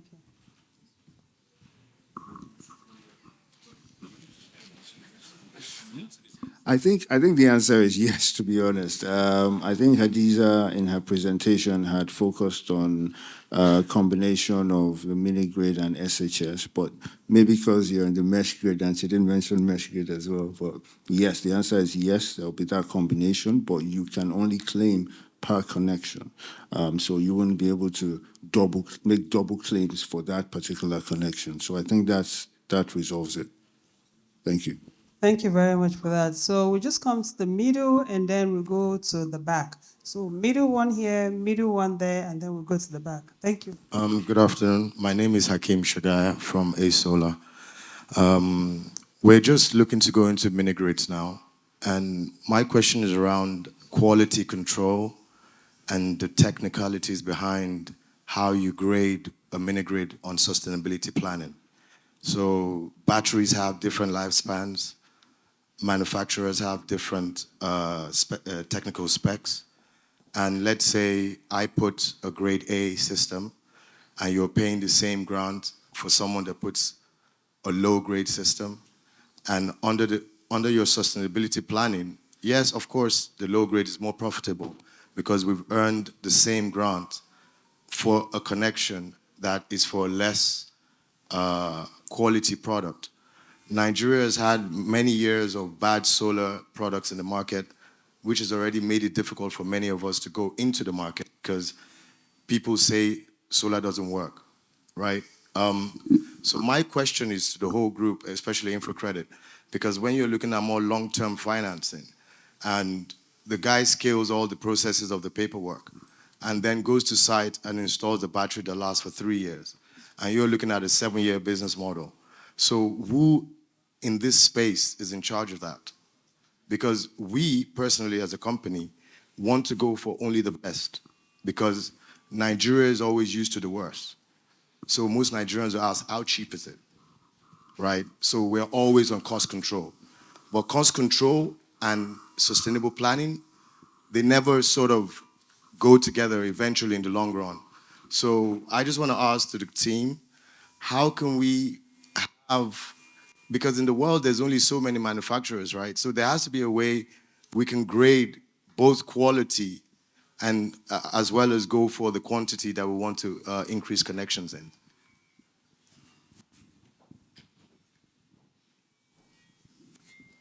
Thank you so much for that question.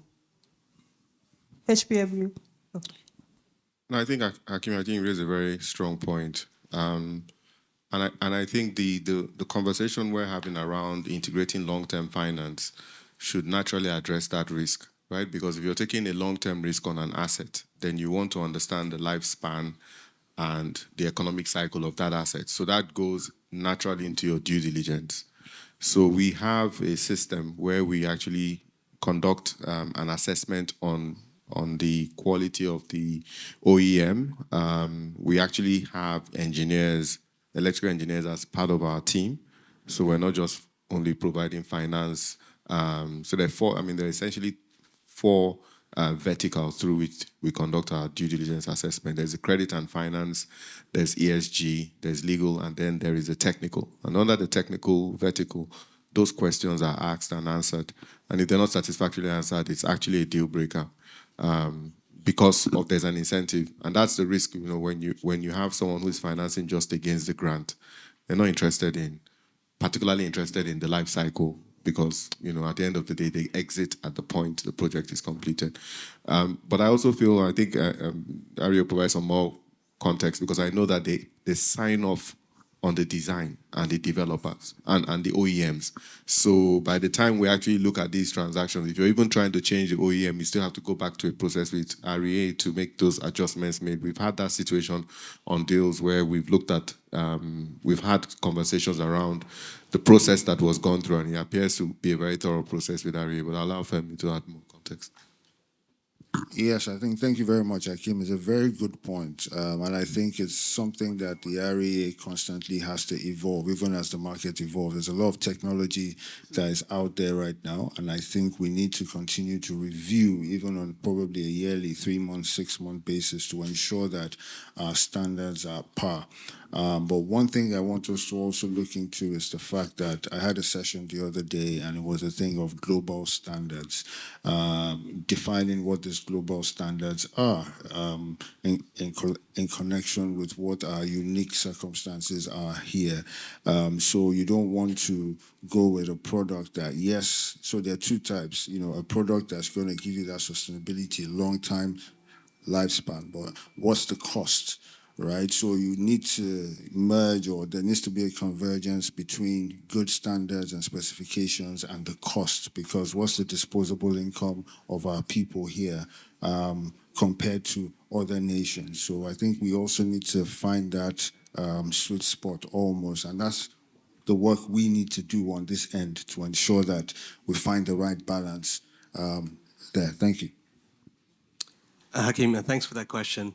I think from the program's perspective, I mean, what we're trying to do is ensure quality, but not be overly prescriptive, right? And the way of doing that is to have these minimum technical specifications, which are compliant with international norms, but then to allow developers to design systems and to consider the trade-off, right, between the number of years a system might last and cost, as long as you're above that minimum threshold, right? And then that's a decision for developers and financiers, I would say, to decide which is a better fit, right, which mix of products. And it just shows to say how much I think this issue sort of has been discussed internally, but also something that there's no good answer, right? The sustainable way of doing this is, the financiers over the long time sort of insist on this, right? And that's where I think Shinua was also coming in from.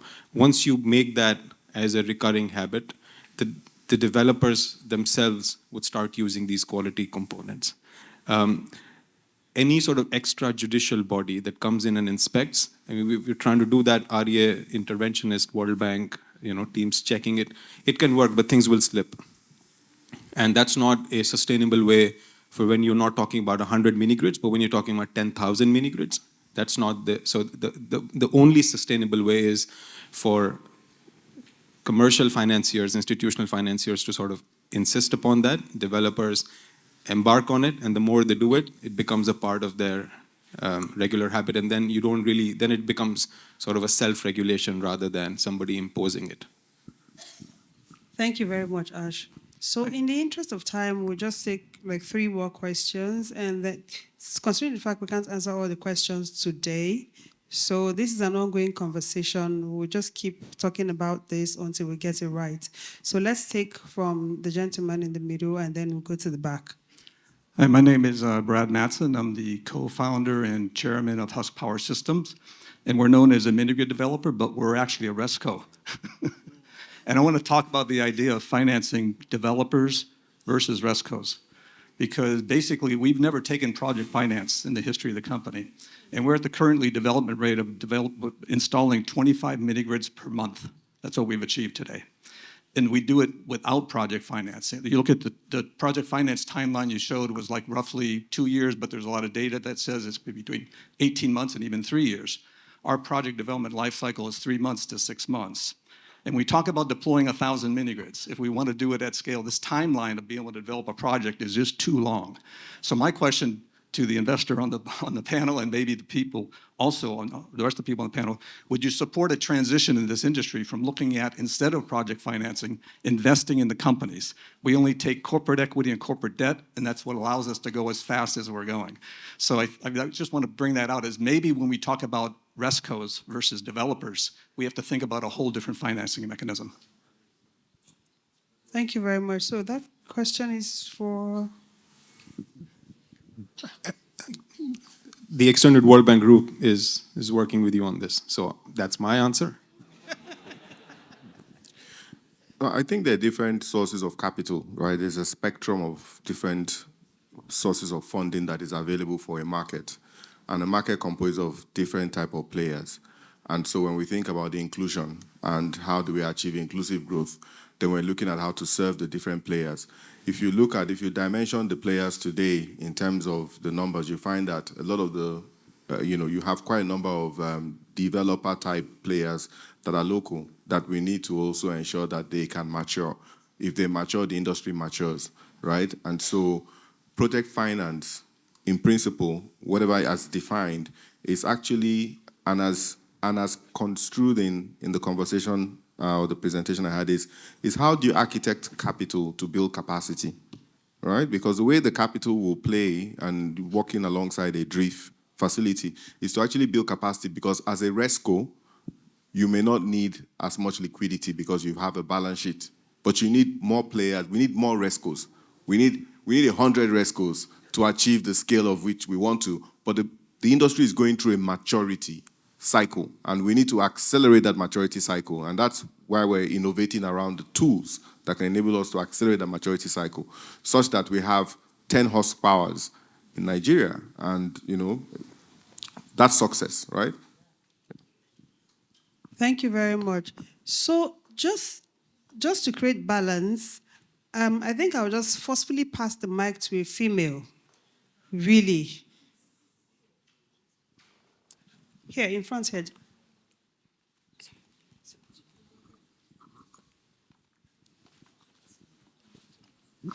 Hi, good afternoon. My name is Damilola Ashale, Vice President of RIAN, and also co-founder and Chief Operating Officer of Ashdam Solar.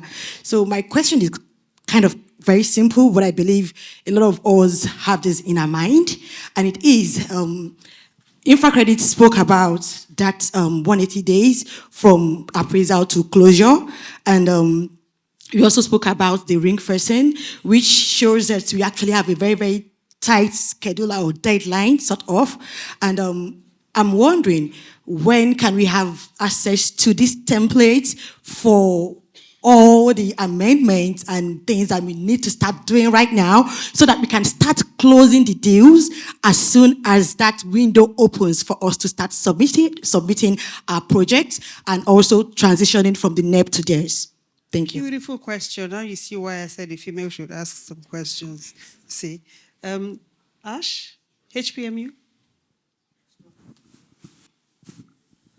I mean, there's two things that you mentioned, right? One is on sort of changes that you can get prepared for. I mean, on the environmental and social, 96-97% of the changes is identical to the last one. We've had a round of trainings for the REA staff on the new environmental and social framework, and then we will roll out these trainings for all the developers. But it's not something that you will find drastically different from the past. The other one is the changes on the ring fencing side. Again, I think there's nothing different that we're expecting. It's basically to say if you come with committed financing at the sign of grant agreement, you'll get this ring fencing done. But it comes with a trade-off, right? So it's a shared responsibility. Now that you have locked in ring-fenced funds, there is an expectation that within 12 months there will be progress that will be outlined in the implementation manual. Let me just stop there. I mean, it's not something that is not outlined in the grant agreement anyways.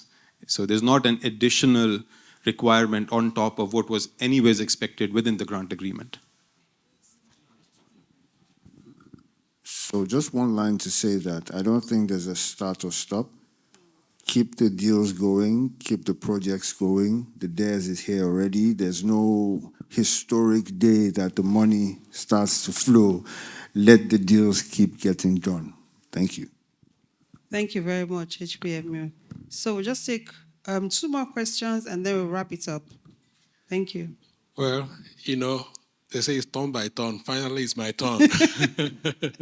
Thank you so much. My question is directed to InfraCredit, Azubike, and head PMU. In the microeconomic landscape today, 2 days ago, we have interest rate getting up to 26%. So how does that affect what you're going to put on the table. Because whatever you put on the table gets back to the numbers. And when it gets back to the numbers, it gets back to the tariff. So that's what I want you to help us with. Then for head PMU, you spoke about solar home system, but it wasn't clear what the capacities for this solar home system is or will be. And you also spoke about a pilot program in Lagos State for solar rooftop program. Can you give us a little bit of clarity into what the thinking is in these two directions? That can help us also position and know the numbers. Then, another concern for me that I always like to bring out to the forum is that renewable energy service companies are not at the same time always equipped to be productive use service providers. And here is this program being tied with productive use of energy, which presupposes that the renewable energy service companies or developer, as the case may be, should have taught the end-to-end, the business of installing a PUE in a particular facility and being able to ensure that the energy is consumed, support or grant for this program 80% post-commissioning and then consumption. There will be need, this is my own suggestion for the market, to start catalyzing or building up capacity of PUE service providers that can partner. Because sometimes you don't have somebody who has exactly the same experience or modeling. Example, there is a community where we have a mini grid, 2 communities where they are doing rice mill. Interestingly, as the business model may sound, rice milling is a seasonal, affair. Call it 4 months. After 4 months or 6 months, there's no milling. So the capacity you're thinking you're evacuating, you can only evacuate it within a certain period. What now happens within the other 8 months period? So in designing this program, I think we should have this conversation more, in depth to see how the PUE equipment now will come in. And again, for the market, I think some of us have to start thinking that the era of big capacity systems are going. The smaller the deployment, the more effective it will be, and the more result-oriented it could be. Thank you. Thank you very much for that question. So we'll just take one more question so you can answer all at once, and then we'll just finish from here, because the REA has another business to attend to.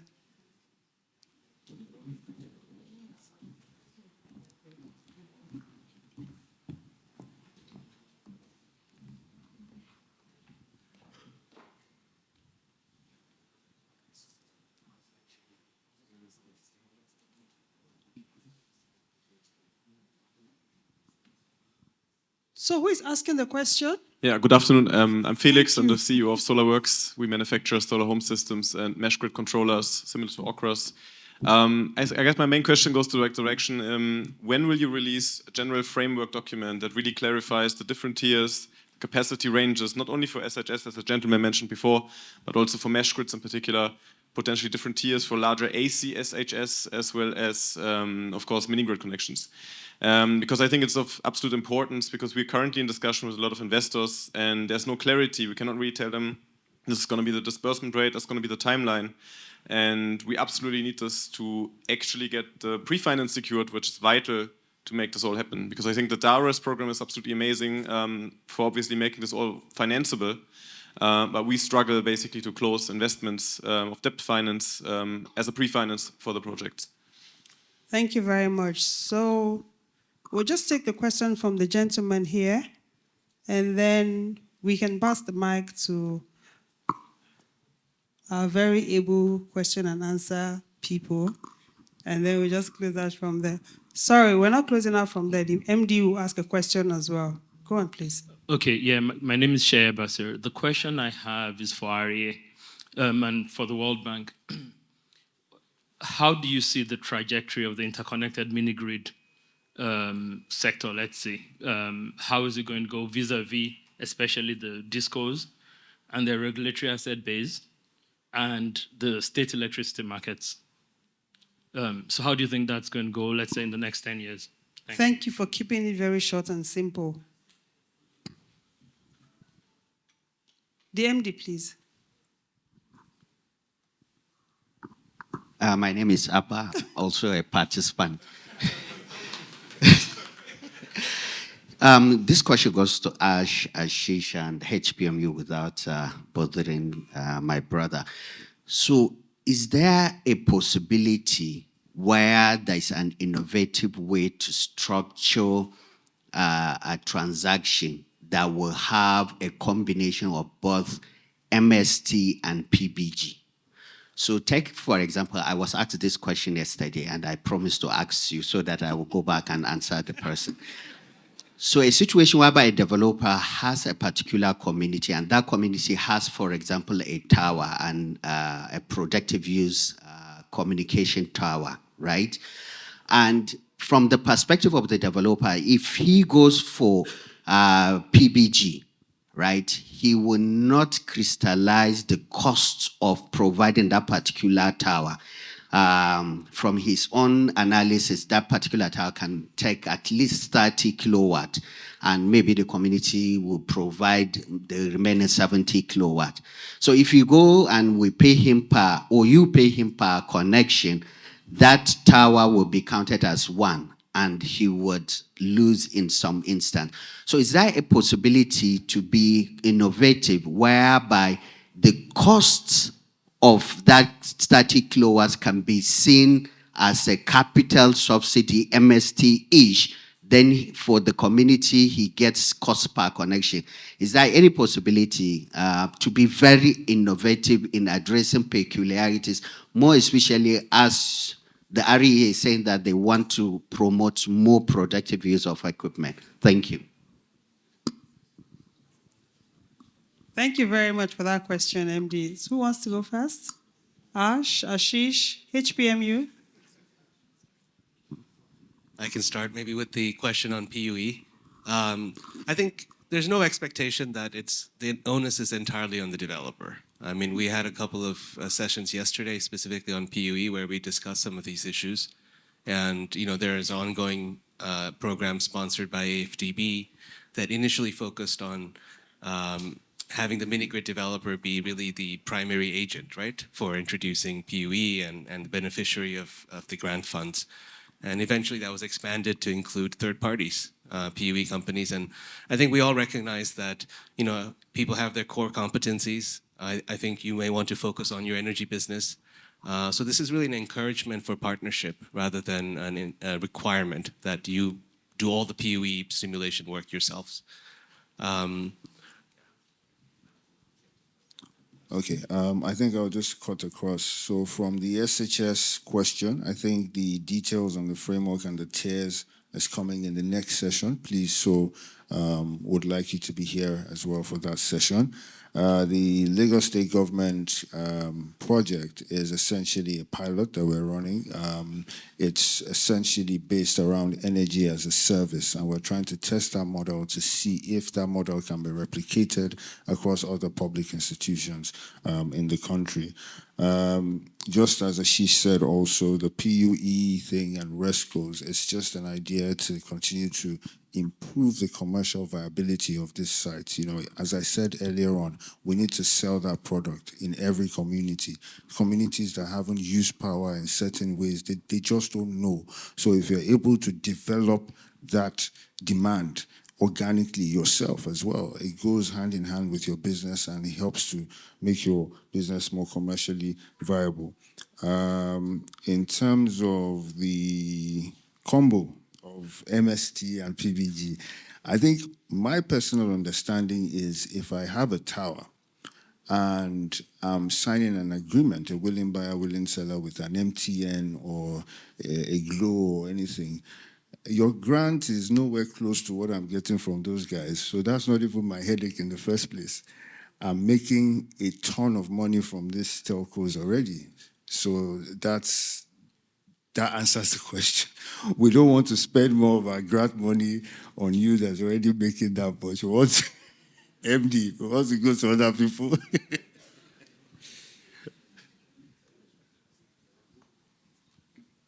For the framework to be developed, I think we're all working on 9 parallel analytical studies. A lot of this feeds into that, and that's the reason where it takes a bit of time to combine and compare between mini grids, meshed grids, solar home systems. Give us till end of June. We'll publish it and have discussions around it. On your question, in the front row here, there's good money from my side if anybody answers that question that you asked. The roadmap in 10 years and how it will evolve with the states and state level regulations. I don't know. Honest answer. There's a lot of good interest from discourse. I think that's a positive sign. But how it will evolve, I've bet and lost a lot of money in Nigeria purely when I speculated. So we can talk about it.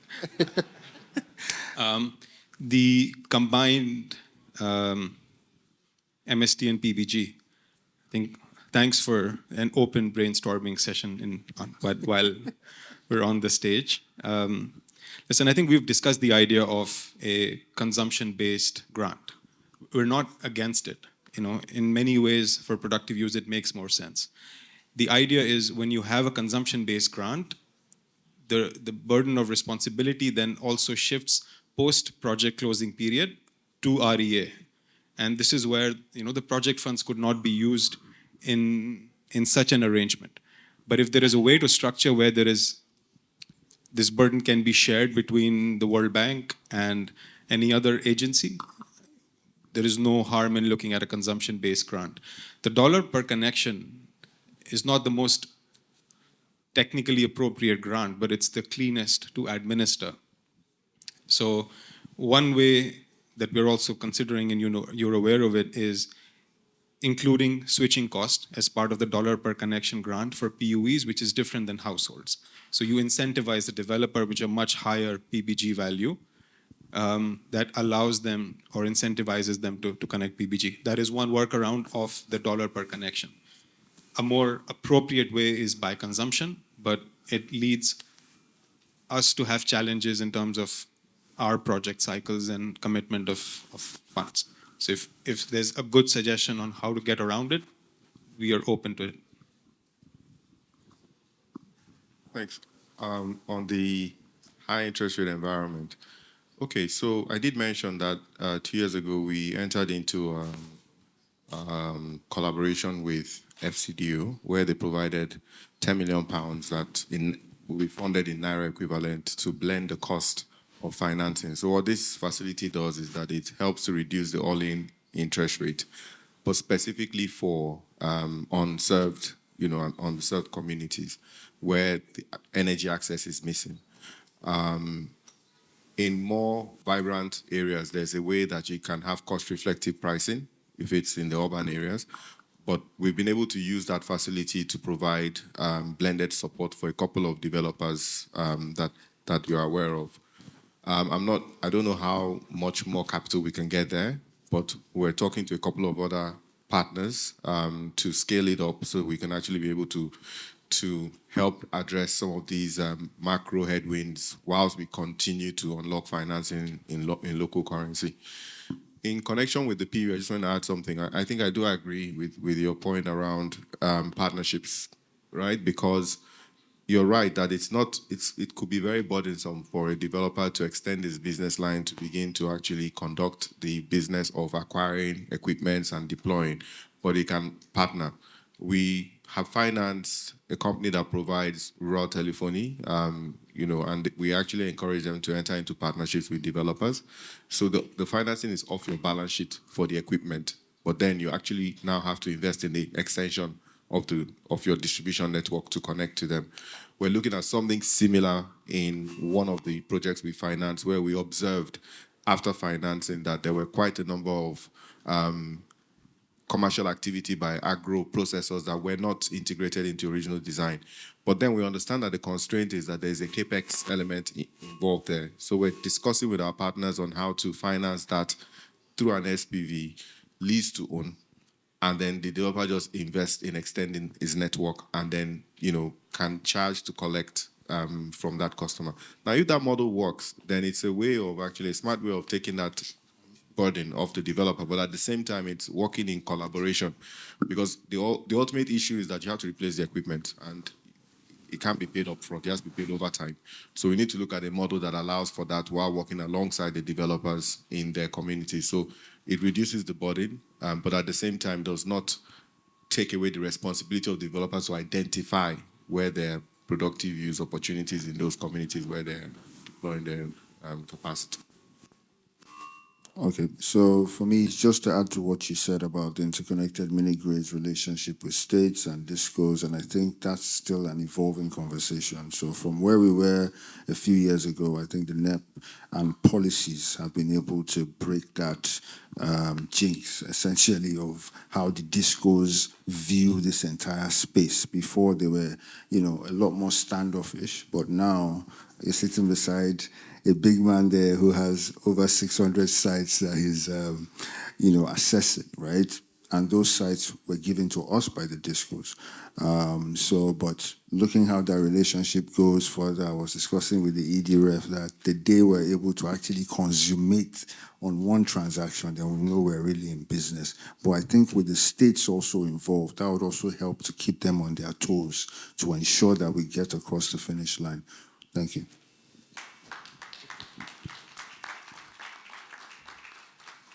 Let me also add to that discussion on interconnected mini-grids. Like Arsh mentioned, I think none of us have a crystal ball, but certainly I think there are indications that this is potentially a very promising market, right?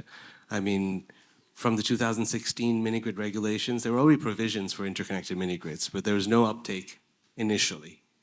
Over time, and NEP didn't provide any explicit support for interconnected mini-grids. But over time, I mean, we've realized that there's already organically some sort of collaboration developing between distribution companies and mini-grid developers.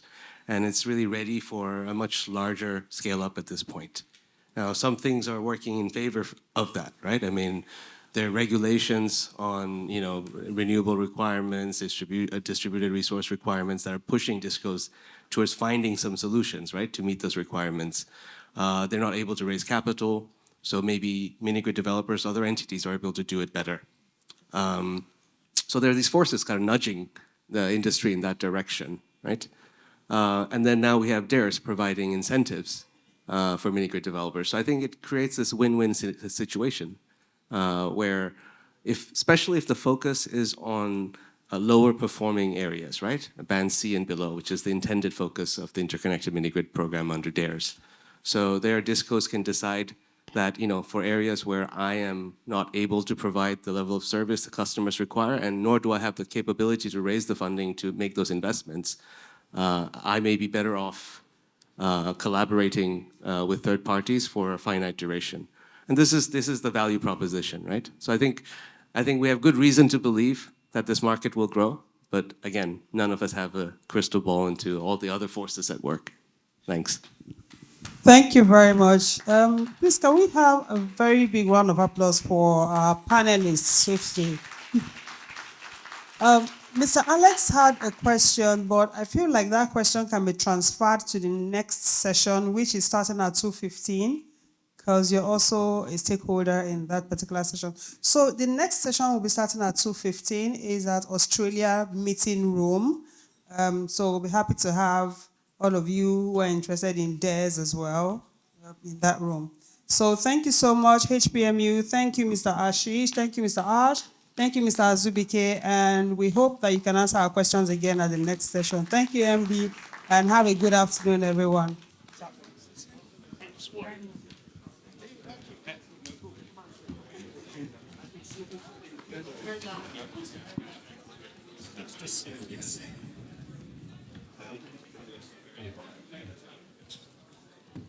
Oh, okay.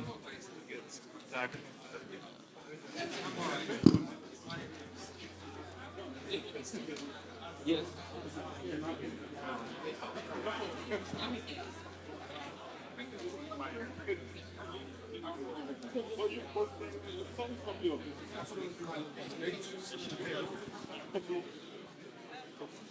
Thank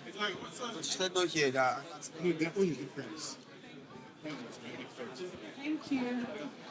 Want to go for lunch?